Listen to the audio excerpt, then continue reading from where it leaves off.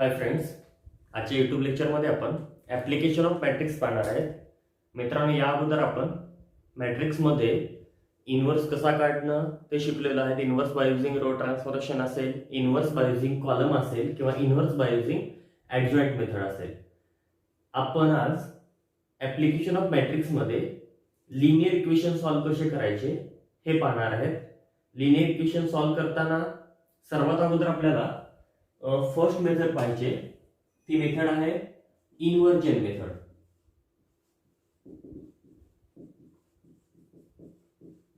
Inversion method मित्रांनो, या inversion method मध्ये इथं इन्व्हर्स दिसतो पहा तुम्हाला.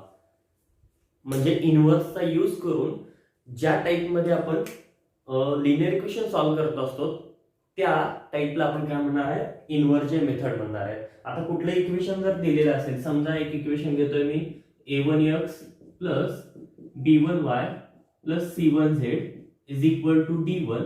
नेक्स्ट इक्वेशन आहे a2x plus b2y plus c2z is equal to d2. Next आहे a3x plus b3y plus c3z is equal to d3. याच्यामध्ये AI, BI, CI आणि DI हे सारे रिअल कॉन्स्टंट्स असतील. आता हे जर इक्वेशन आपल्याला सॉल्व्ह करायचं असेल तर सर्वात अगोदर या इक्वेशनचा मॅट्रिक्स फॉर्म आपल्याला माहित असणं गरजेचं आहे. मित्रांनो, हा मॅट्रिक्स फॉर्म आपण या टाइप मध्ये लिहू शकतो. सर्वात अगोदर जे कोएफिशिएंट्स आहेत x y z चे ते मी रो वाईज लिहिणार आहे. म्हणजे पहिल्या इक्वेशन मध्ये जे कोएफिशिएंट्स आहेत, a1 x चा कोएफिशिएंट आहे, नंतर b1 आहे, नंतर c1 आहे. त्याच्यानंतर नेक्स्ट इक्वेशन जे आहे ते आहे a2 b2 c2 आणि लास्ट जे आहे त्याचे कोएफिशिएंट्स आहेत a3 b3 आणि c3. त्याच्यानंतर जे व्हेरिएबल्स आहेत ते व्हेरिएबल्स मी इथं कॉलम मॅट्रिक्स मध्ये लिहिणार आहे.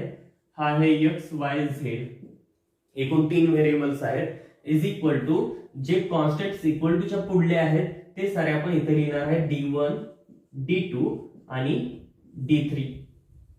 ठीक आहे. म्हणजे आपण काय केलंय, हे ax इक्वल्स टू b चा फॉर्मॅट लिहिला, ज्याला आपण काय म्हणतो, मॅट्रिक्स इक्वेशन म्हणतो. की याला आपण a म्हणू शकतो, याला आपण x म्हणू शकतो आणि याला आपण म्हणू शकतो b. ठीक आहे. म्हणजे हा असेल हा असेल a म्हणजे असेल कोएफिशिएंट मॅट्रिक्स. कारण का याच्यामध्ये जे काही इक्वेशन्स दिलेले आहेत ते सारे इक्वेशन्स आपण या फॉर्मॅट मध्ये लिहिलेत. त्यांच्यामधले जे कोएफिशिएंट्स आहेत x y z चे ते सारे कोएफिशिएंट्स आपण मॅट्रिक्स मध्ये लिहिलेत. म्हणजे या a ला आपण म्हणू शकतो कोएफिशिएंट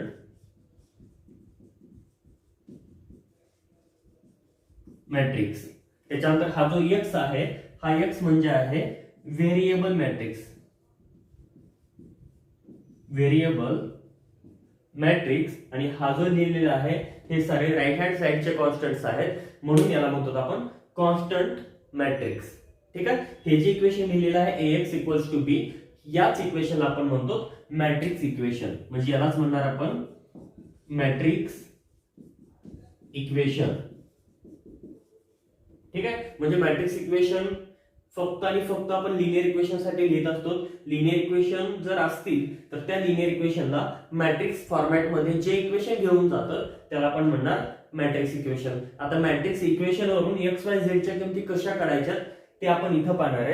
आपल्याला माहित आहे, जर समजा ax इक्वल्स टू b दिलेल्या इक्वेशनचं मॅट्रिक्स इक्वेशन असेल आणि जर आपल्याला x y z या किमती काढायच्या असतील तर आपण कशा काढतो पहा. आता मी याच्यामध्ये काय करतो, दोन्ही साइडनं a इन्व्हर्स न मल्टिप्लिकेशन करतो ऑन लेफ्ट साइड. कारण राईट साइडनं जर केलं तर या फॉर्मॅट मध्ये इक्वेशन तयार होतं पहा, ax a inverse is equal to b into a inverse. हे कॅन्सल होणार नाही, कारण का x आणि a इन्व्हर्स आपण अदलाबदली करू शकत नाही, कारण का matrix multiplication is not commutative. हा रिझल्ट आपण याच्या अगोदर पाहिलेला आहे. म्हणून मी काय करतोय, a इन्व्हर्स दोन्ही इक्वेशन दोन्ही साइडला लेफ्ट साइडनं अप्लाय करतोय. कसं अप्लाय होईल पहा, इथे घेतोय मी a inverse into a into x is equal to इथे घेतोय मी a इन्व्हर्स इंटू b. ठीक आहे. आता a इंटू a इन्व्हर्स ची किंमत आपल्याला माहित असते. a आणि a इन्व्हर्स मध्ये जर गुणाकार केला तर येतं काय, आयडेंटिटी मॅट्रिक्स. ठीक आहे. परंतु a इन्व्हर्स जेव्हा घेतो तेव्हा या a किंवा या ए चा डिटर्मिनंट आपल्याला नॉट इक्वल टू 0 पाहिजे, म्हणजे याच्यामध्ये कंडिशन काय आहे, determinant of A not equal to 0. ठीक आहे. आणि म्हणजेच आपण याच्यावरून काय म्हणू शकतो पहा, जेव्हा आपण ए इन्व्हर्स घेत असतो तेव्हा डिटर्मिनंट ऑफ ए ची किंमत 0 नसली पाहिजे, म्हणजे याची किंमत 0 नसली पाहिजे. याचाच मीनिंग काय, या इक्वेशनला सोल्युशन कधी असेल, जेव्हा याची किंमत किंवा याच्या डिटर्मिनंटची किंमत नॉट इक्वल टू 0 पाहिजे, म्हणजे कोएफिशिएंट मॅट्रिक्स हा नॉन सिंग्युलर पाहिजे. हे तुम्ही लक्षात ठेवू शकता. आता या ठिकाणी ए इन्व्हर्स इंटू ए आयडेंटिटी असेल, पुढे एक्स येईल आणि पुढे येतं ए इन्व्हर्स इंटू बी. कोणत्याही मॅट्रिक्सला जर आयडेंटिटीने मल्टिप्लाय केलं तर तोच मॅट्रिक्स भेटत असतो, इज इक्वल टू असेल ए इन्व्हर्स इंटू बी. म्हणजेच काय, हा जो एक्स आहे याची जी किंमत आहे ती किंमत असते ए इन्व्हर्स इंटू बी. म्हणजे ए इन्व्हर्स आपल्याला अगोदर शोधावं लागेल आणि ए इन्व्हर्सचं मल्टिप्लिकेशन बी सोबत घ्यावं लागेल, जेणेकरून आपल्याला याच टाईपचं एक कॉलम मॅट्रिक्स भेटून जाईल.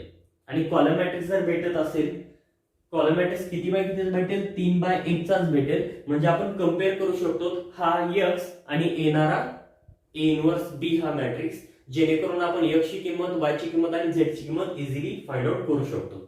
ठीक आहे. म्हणजे याच्यामध्ये थोडक्यात इन्व्हर्जन मेथड मध्ये काय आपल्याला पाहिजे पहा, इन्व्हर्जन मेथड मध्ये या टाइपचं जेव्हा आपण इक्वेशन लिहित असतो त्याच्यामध्ये जो कोएफिशिएंट मॅट्रिक्स आहे त्या कोएफिशिएंट मॅट्रिक्सचा इन्व्हर्स काढायचा. आणि इन्व्हर्स कोणत्याही मेथडने तुम्ही काढू शकता. तुम्ही इन्व्हर्स रो ट्रान्सफॉर्मेशन न काढा, कॉलम न काढा किंवा ऍडजॉइंट न काढा, कोणत्याही टाइपनं तुम्ही इन्व्हर्स काढू शकता. आणि इन्व्हर्स काढल्यानंतर त्या इन्व्हर्सचं मल्टिप्लिकेशन कॉन्स्टंट मॅट्रिक्स सोबत घ्यायचं आहे, जेणेकरून आपल्याला येणारा जो मल्टिप्लिकेशनचा मॅट्रिक्स असेल तो 3/1 चा असेल, जेणेकरून एक्स आणि तो मॅट्रिक्स आपण कम्पेअर करू शकतो आणि एक्स, वाय आणि झेड च्या किमती इझिली फाइंड आउट करू शकतो. ठीक आहे. आपण एक एक्झाम्पल बघूया. सर्वात प्रथम 2/3 त्याच्यानंतर आपण 3/3. example is solved. Solve 2x plus 5y is equal to 1 and 3x plus 2y is equal to 7 by inversion method. by inversion method. आता याच्यामध्ये काय करायचं पहा, सर्वात अगोदर दिलेले जे इक्वेशन्स आहेत ते दोन्ही इक्वेशन्स लिहून घेऊयात. 2x plus 5y is equal to 1 आणि नेक्स्ट इक्वेशन आहे 3x plus 2y is equal to 7. Matrix equation काय तयार होईल पहा. Therefore मॅट्रिक्स इक्वेशन इज काय असेल, मॅट्रिक्स इक्वेशन इथं असतील कोएफिशिएंट्स, या ठिकाणी असतील व्हेरिएबल्स आणि या ठिकाणी असतील कॉन्स्टंट टर्म्स. ज्या राईट हँड साइडला असतील व्हेरिएबल्स काय येतात पहा, एक्स आणि वाय चा व्हेरिएबल मी पहिल्या रो मध्ये लिहितोय 2 5, त्याच्यानंतर आहे 3 2, त्याच्यानंतर या ठिकाणी लिहायचं व्हेरिएबल मॅट्रिक्स जे आहेत एक्स वाय आणि त्याच्यानंतर कॉन्स्टंट आहेत 1 7. ठीक आहे. म्हणजे येथे A is equal to coefficient matrix काय आहे 2 5 3 2. जर हा मॅट्रिक्स नॉन सिंग्युलर असेल तर आपण एक्स आणि वाय ची किमती काढू शकतो, अदरवाइज एक्स आणि वाय ची किमती आपल्याला सांगता येणार नाही, इव्हॅल्युएट नसतील. आता इथं डिटर्मिनंट ऑफ ए ची किंमत काय ते पहा. ही किंमत आली 2 to 4 minus 5 into 3 15. ही किंमत येते -11. 4 minus 15 minus 11. आता हे जे आहे ते मी ऍडजॉइंट मेथडनं इन्व्हर्स काढणार आहे. सर्वात अगोदर C11 घेतोय. C11 काय येतो पहा, याचा कोफॅक्टर घ्यायचा. कोफॅक्टर कसा असेल, -1 चा पॉवर 1 plus 1 जो की 1 येईल इंटू मायनर याचा असेल 2 म्हणजे ही किंमत असेल 2. त्याच्यानंतर C12 या दोघांची बेरीज ऑड येते -1 असेल आणि याचा मायनर येतो 3 म्हणजे किंमत आहे -3. त्याच्यानंतर C21 दोघांची बेरीज ऑड येते -1 घेतला आणि याचा मायनर असेल 5 म्हणजे -5. त्याच्यानंतर C22 इज इक्वल टू याचा मायनर असेल 2 2 इव्हन येतो, ही किंमत फक्त 2 असेल. म्हणजे कोफॅक्टर मॅट्रिक्स काय झाला, कोफॅक्टर मॅट्रिक्स इक्वल टू डायरेक्ट लिहितो C11 C12 C21 C22 2 - 3 2 - 3 -5 आणि शेवटी असेल 2 2 - 3 -5 आणि 2. म्हणजे ऍडजॉइंट काय, adjoint of given matrix A is equal to जो कोफॅक्टर आहे त्याचा ट्रान्सपोज घेऊया 2 -3 -5 आणि 2. पहिला रो पहिला कॉलम घेतलाय, दुसरा रो दुसरा कॉलम घेतलाय, हा झाला ऍडजॉइंट. आता इन्व्हर्स काढायचा आहे. A inverse equal to, A inverse काय तो पहा, ए इन्व्हर्स असेल 1 determinant of A into adjoint of A is equal to 1 -11. इथं -1/11 लिहितोय आणि ऍडजॉइंट असेल 2 -5 -3 2. ही किंमत असेल ए इन्व्हर्सची. ठीक आहे, आपण हा ए इन्व्हर्स सर्वात अगोदर काढून घेतलाय, कारण का आपल्याला बाय युजिंग इन्व्हर्जन मेथड मध्ये इन्व्हर्स महत्वाचा आहे. आता इन्व्हर्स काढल्यानंतर काय करायचं का, देअरफॉर बाय इन्व्हर्जन मेथड मध्ये आपण काय सांगू शकतो, x equals to A inverse into काय असेल B. x equals to A inverse B. आता मल्टिप्लिकेशन कसं करायचं पहा, x equals to A inverse काय आहे -1/11, त्याच्यानंतर 2 -5 -3 आणि शेवटी असेल 2. हा झाला ए इन्व्हर्स. आणि बी ची किंमत काय आहे बघा, बी येतो 17. तो 17 मी पुढे देतोय 17.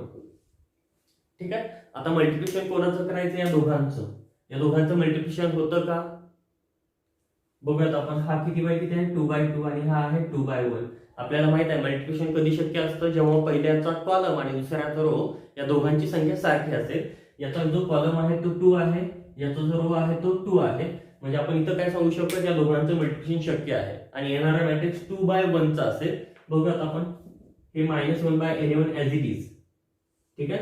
आता पहिला रो आणि पहिला कॉलम मल्टिप्लिकेशन कसं करायचं आपण पहिल्या लेक्चरमध्ये पाहिलेलं आहे. पहिला रो आणि पहिला कॉलम तो आपला पहिला एलिमेंट असेल. मग इथं लिहिता येईल हा आणि हा घ्यायचा आहे. 2 × 1 2 आला, त्याच्यानंतर -5 × 7 हा आला -35.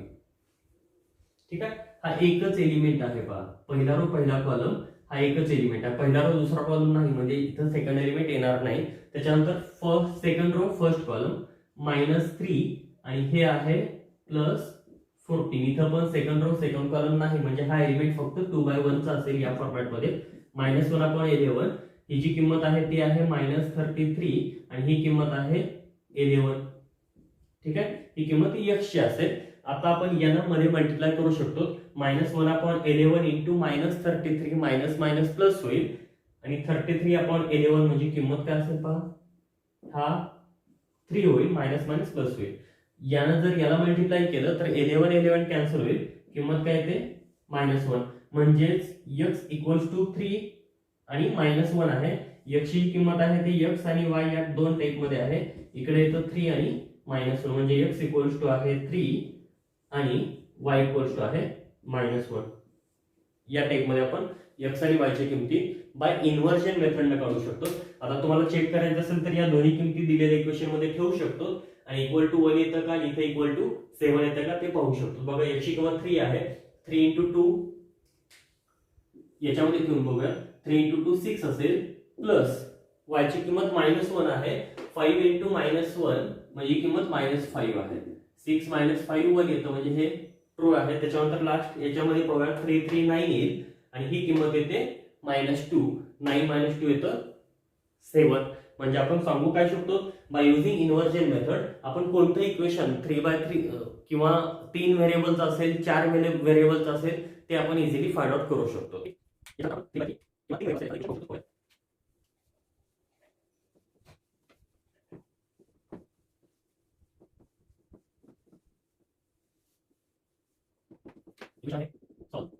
x minus y plus z is equal to 4 and 2x plus y minus 3z is equal to 0 and x plus y plus z is equal to 2. Solve by using inversion method. आता यामध्ये coefficient matrix a equals to इथं काय सांगता येईल, पहिल्या equation मध्ये coefficients असतील 1 -1 1. त्याच्यानंतर नेक्स्ट इक्वेशन चे कोएफिशिएंट्स असतील 2 1 -3 आणि त्याच्यानंतर लास्ट इक्वेशन चे कोएफिशिएंट्स असतील 1 1 1. ठीक. त्याच्यानंतर x इक्वल्स टू आहे x y z 3 व्हेरिएबल्स आहेत आणि त्याच्यानंतर b येतो म्हणजे कॉन्स्टंट मॅट्रिक्स आहे 4 0 आणि लास्ट येतो 2. ठीक आहे. आता याच्यामध्ये x ची किंमत जेव्हा काढतो आपण तेव्हा अगोदर आपल्याला ए चा इन्व्हर्स शोधणं गरजेचं आहे. ए चा इन्व्हर्स शोधायच्या अगोदर आपल्याला ए हा सिंग्युलर आहे की नॉन सिंग्युलर आहे ते तपासणं गरजेचं आहे. डिटर्मिनंट घेतोय मी. Determinant of A equals to 1 into bracket किंमत येते 1 मायनस मायनस 3 म्हणजे 1 प्लस 3 होईल. त्याच्यानंतर मायनस मायनस 1 म्हणजे plus 1 into bracket 2 minus minus 3 2 plus 3 होईल. त्याच्यानंतर प्लस 1 इंटू 2 मायनस 1 ही किंमत अशी असेल 3 प्लस 1 4 इंटू 1 हे असेल 4. 3 प्लस 2 5 इंटू 1 5 आणि त्याच्यानंतर इथे येतं 1. 2 मायनस 1 1 असेल 1 1 1 राहील इज इक्वल टू इथं 10 not equal to 0. Therefore A inverse exist. आता ए इन्व्हर्स काढताना सर्वात अगोदर कोफॅक्टर्स. कोफॅक्टरमध्ये C11 अगोदर घेतोय. आता याच्यामध्ये प्लस मायनस कधी लिहायचं आपल्याला माहिती आहे. जर यांची ऍडिशन इव्हन असेल तर प्लस 1 न मल्टिप्लाय होईल मायनर सोबत आणि जर ऍडिशन ऑड असेल तर मायनस 1 न मल्टिप्लाय होईल मायनर सोबत. आता C11 याचा मायनर असेल. याचा मायनर काय येतो पहा 1 मायनस मायनस 3 म्हणजे 1 प्लस 3 होईल. ही किंमत आली 4. त्याच्यानंतर C12 काय असेल 1 आणि 2 ऑड येतं म्हणून इथं मायनस 1 घेतोय आणि या एलिमेंटचा म्हणजे A12 या एलिमेंटचा मायनर तो मायनर आपण फाइंड आउट करू शकतो. कॉलम सोडलाय रो सोडलाय 2 मायनस मायनस 3 म्हणजे 2 प्लस 3 होईल जी किंमत 5 असेल. ही किंमत येते -5. त्याच्यानंतर C13 या दोघांची ऍडिशन इव्हन येते 1 आहे घ्यायची गरज नाही आणि याचा मायनर काय असेल कॉलम सोडला रो सोडला 2 मायनस 1 ही किंमत असेल 1.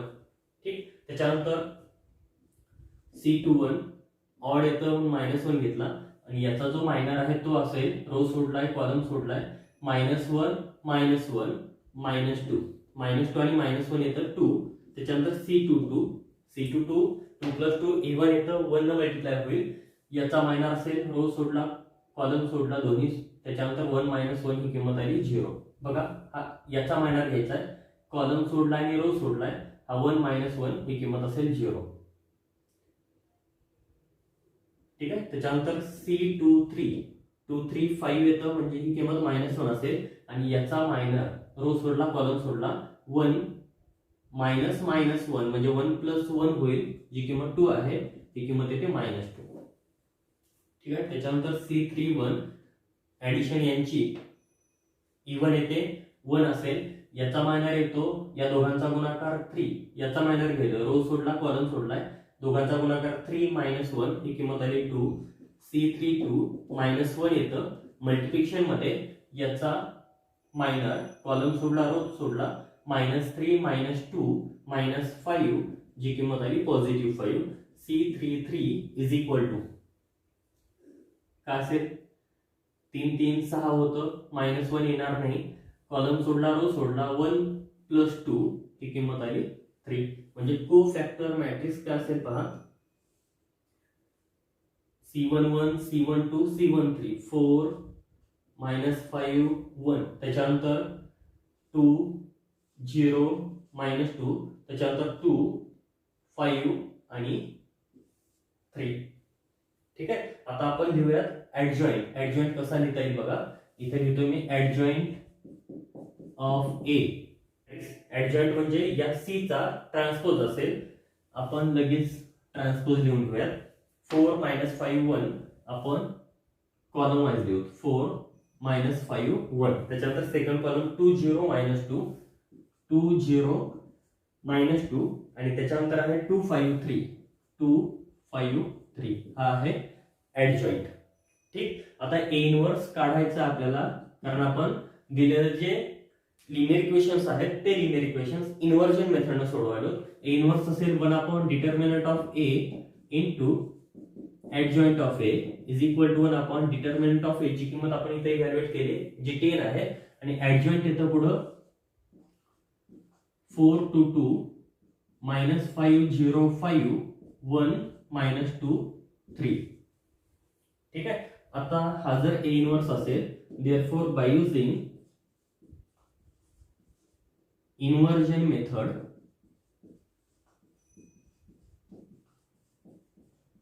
Therefore, by using inversion method, x equals to a inverse b. इक्वेशनच आहे इन्व्हर्जन मेथड मध्ये a inverse into b is equal to a inverse ची किंमत आपण काढले 1/10. पुढे जे आहे ते 4 2 2 -5 0 5 1 -2 आणि 3. हा झाला a इन्व्हर्स. त्याच्यानंतर b घेऊयात. b असेल 402 402. ठीक आहे. आता या दोघांचा गुणाकार करायचा आहे आणि 1/10 मध्ये मल्टिप्लिकेशन करायचंय. गुणाकार कसा येतोय पहा. x is equal to 1/10 as it is. हा गुणाकार होतोच, नेहमीच होईल, कारण हा 3/3 आहे आणि हा 3/1 आहे. 3 3 कॅन्सल, येणारा मॅट्रिक्स 3/1 चा तयार होईल. फर्स्ट रो आणि फर्स्ट कॉलम व्यवस्थित करस्पॉन्डिंग एलिमेंट मल्टिप्लाय करून ऍड करायचे. इथं आपण डायरेक्ट लिहिणार आहे 4 4 16 होईल. त्याच्यानंतर प्लस हा पहिला रो आणि पहिला कॉलम लक्षात ठेवा.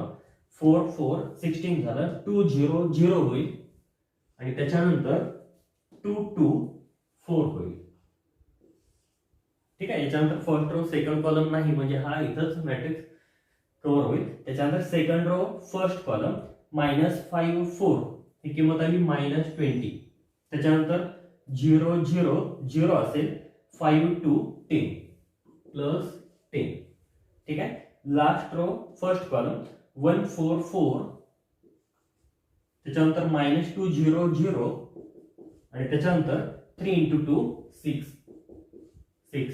म्हणजे x इक्वल्स टू असेल 1/10 इंटू 16 4 20 -20 10 -10 आणि 6 4 हे असेल 10. आता जेव्हा मध्ये मल्टिप्लाय करूयात आपण तेव्हा या किमती असतील पहा.